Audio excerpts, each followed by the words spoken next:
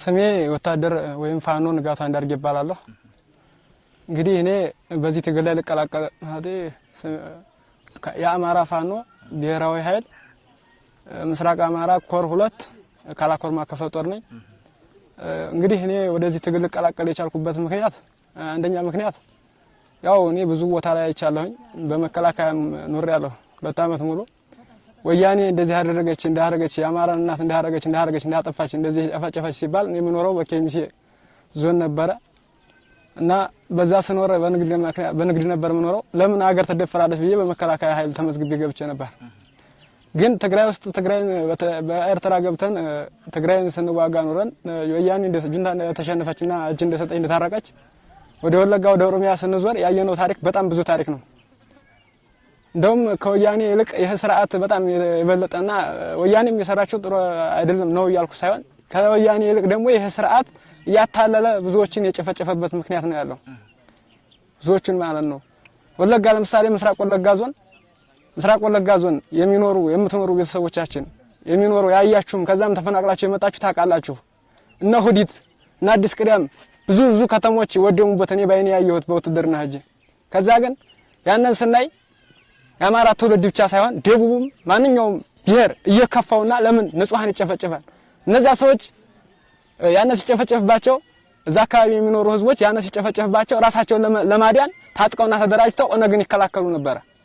ኦነግ ሸኔን ግን ያስታጠቀው እሱ ነው በሚስጥር በ2011 ላይ ነው የሚባለው። እነዛ ሰዎች ራሳቸውን በሚከላከሉበት ሰዓት ኦነግ አቅም ሲያጣ ሽመልስ አብዲሳ አቅም ሲያጣ የመከላከያ ኃይል ገብቶ እዛ አካባቢ ያለውን አማራ እንዲጨፈጭፍ ሲታዘዝ የአማራ ልጅም ብቻ ሳይሆን ማንኛውም ደቡብም ሆነ ማንኛውም ብሔር ማለት ነው እየወጣ እየከፋው ለምን ንጹሃን እንጨፈጭፋለን እያለ የከዳበት ምክንያት ነው። እኛ ራሱ ስንወጣ 17 ነን። ከ17ቱ አንድ ስናይፐር አንድ ብሬን 15 ክላሽ ይዘን ነው የወጣን ስንወጣ። እና ይሄን መልእክት ማስተላልፈው እኔ ለህዝቤም መከላከያ ሰራዊት ውስጥ ላላችሁ ታፍናችሁ መከላከያ ሰራዊት ሲሆን አሸባሪ፣ ዘራፊ፣ ጨፍጫፊ ዘር ጨፍጫፊ ውስጥ በድርጅት ውስጥ ታፍናችሁ ያላችሁ ወንድሞቻችን እየመጣችሁ ወደኛ እንድትቀላቀሉ ነው የምለው። ይሄ ትግል የአማራ አንድነት የተፈጠረበት የመጀመሪያው ዙር አንድነታችንን ያሳመርንበት በዚህ ትግል እስከሆነ ድረስ አሁን እኔ ደግሞ ከዛ መጥቼ ወደዚህ ትግል እንዲቀላቀልሁኛለሁ። እኔ እንደናንተ መከላከያ ሰራዊት ሁኜ መኖር ወይም ወታደር ሁኜ መኖር ደስ ብሎኝ መከላከያ ነው ብዬ ትክክለኛ መከላከያ ነው ብዬ ገብቼ ነበር።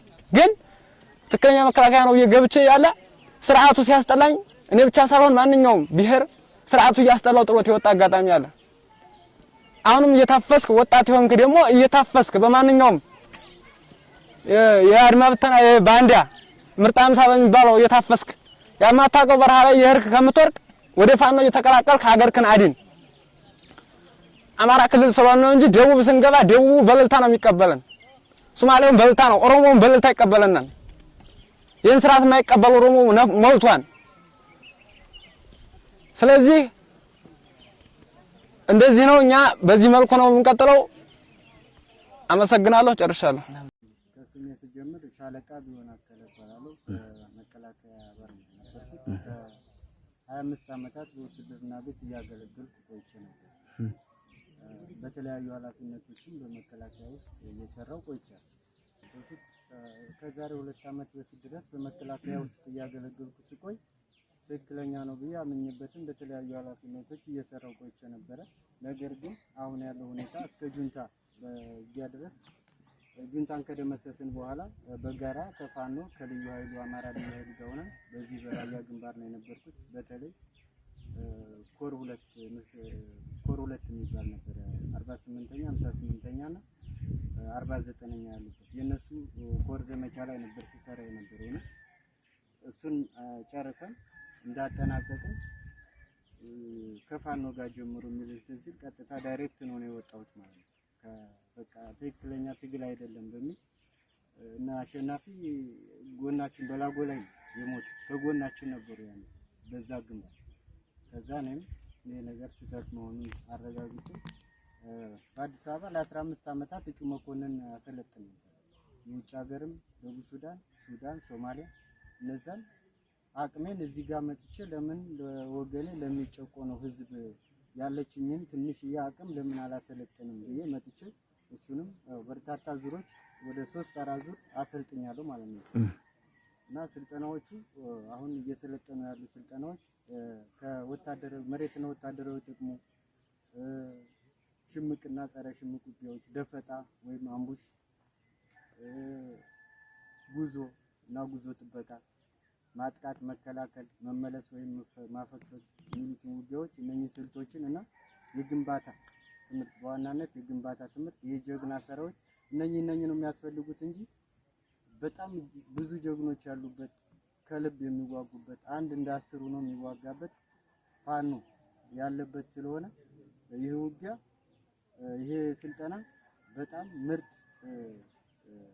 ፓራ ኮማንዶ በሚባል ደረጃ ነው ያሰለጠናቸው ማለት ነው። ካለን ማቴሪያል እና ከድሮንም ከመድፉም ከምኑም ከሞርተሩም ራሳችንን እየተከላከልን ስልጠናውንም ውጊያውንም እያካሄደ ያለ ኃይል ነው ማለት ነው። ስለዚህ ይሄንን ገዳይ አውዳሚ ስርዓት ተባብረን ማውደምና ጠንክረን ይሄንን ጨቋኝ ስርዓት ማስወገድ አለብን የሚል እምነት ስላለኝ እዚህ እያገለገልኩ እገኛለሁ ማለት ነው። ቋንቋቸው ባላቸው በቋንቋ በራሳቸው አሰልጣኞች በራሳቸው ቋንቋ ስለሚባሉ በቀላሉ ከልብም ስልጠናውን ከልብ ስለሚወስዱ በቀላል ቋንቋ በቀላሉ የሚረዱና በፍላጎት ከፍተኛ የሆነ ፍላጎት ስላላቸው የሰጠናቸውን ቀብ የሚያደርጉ በጣም ኃይለኛ ፍላጎት አላቸው። የሰጠናቸውን ምንም ያስቸግረንም የለ በተኩስ በለው በምንም በለው በቃ በማንኛውም የስልጠና ዘርፍ ላይ በቀላሉ ነው የሚረዱትም አያስቸግሩንም። ዋናው ፍላጎት ስለሆነ በስልጠና ላይ ምንም ተቸግረን አናውቅም። በተለያየ ጊዜ ሳሰለጥን እኔ እንደዚህ አይነት በቀላሉ የሚረዳ ብልህም አይቼም አላውቅም። ጥሩ ነው ያለው እና ደስ የሚል ስልጠና ነበረ ቆይታችን። እንደምለው ነገር ብዙ ባይኖርም አሁን ጓዶቼ እንደጠቀሱት በተለያየ በመከላከያ ውስጥ ሆኖ አድማ ብተና ይሄ ዜጋውን የሚገድል በአማራ ምድር ላይ ሆኖ አማራን የሚያጠፋ ትውልድ መኖር የለበትም።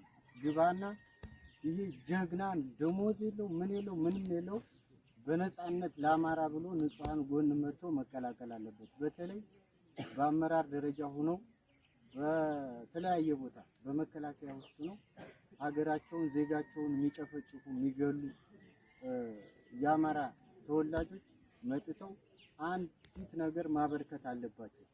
መጥታችሁ በየቦታው የሰነገራችሁ የወሎውን ወደ ጎጃም የጎጃሙን ወደ ወሎ ለመምጣት የተቸገራችሁ በአቅራቢያችሁ በመቀላቀል ይህንን አደገኛ ስርዓት ማስወገድ አለብን። አማራ የተከበረ ህዝብ ነው፣ እየተዋረደ እየተገደለ መኖር የለበትም የሚል ሀሳብ አለ እና አድማ ብተናም ሚኒሻ የምትባሉ በጥቃቅን ወጪ በጥቃቅን ደሞዝ ሆዳችሁን ማደር የለባችሁ። ለአማራ መሞት ለአማራ ብለን መታገል መዋደቅ ይኖርብናል የሚል ሀሳብ ነው ያለኝ። አመሰግናለሁ።